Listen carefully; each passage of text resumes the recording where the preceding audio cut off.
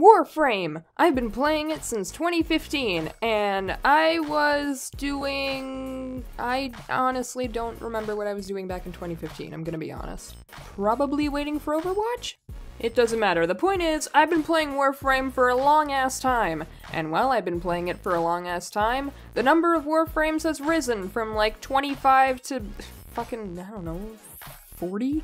And like any other game with a bunch of playable characters, Warframe experiences a big problem.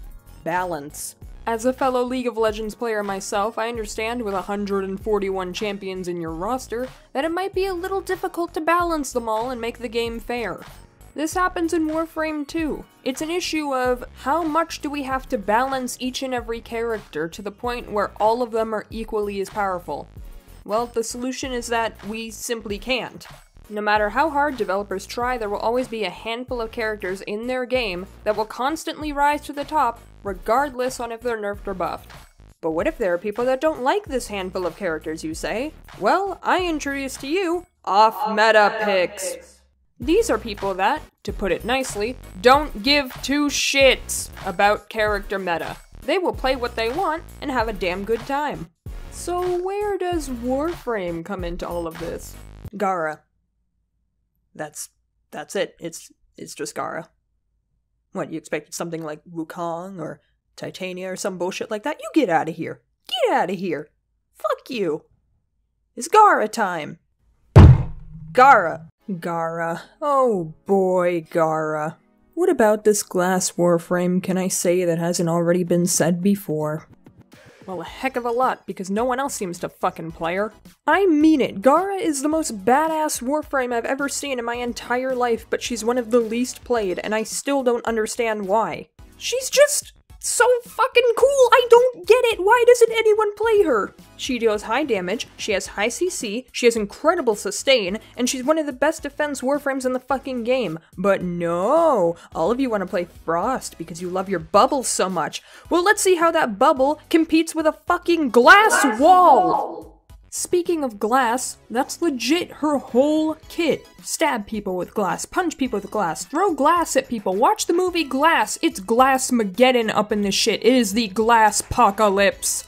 Grineer looking at you funny? Glass him. Corpus wants all your credits? Glass him. Kanzu demands early lunch? Glass him. Lotus is a weird sentient now? Glass her. Ballas wants to join in on the sentient hybrid party? You also glass him. Nora Knight taking all your standing? Glass her. What, TennoCon is in July and you can't go? Glass the CEO of Eventbrite, playing The Wolf Among Us and some guy sitting next to you in the bar talking about his life and how it eventually play into your choices as the main character of the game? Glass him. As Gara, you're the glass samurai and you don't give a single fuck what anyone thinks, because every problem in the world can be solved by throwing glass at it. Ability 1, throw glass at people. Ability 2, throw glass at yourself and your friends. Ability 3, just say no to the enemy. And Ability 4, build a wall that America would be proud of.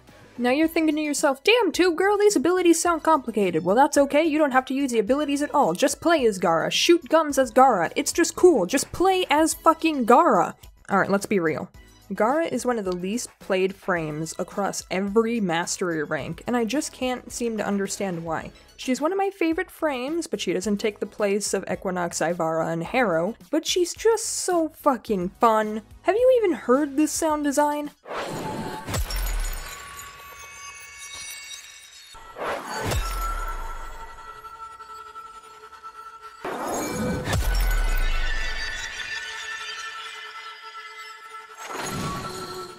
Now, I will be honest, Gara isn't the strongest frame in the game. Her scaling is not that great, and by level 100, you're basically going to be throwing tiny potatoes at people, but the biggest problem is her goddamn wall.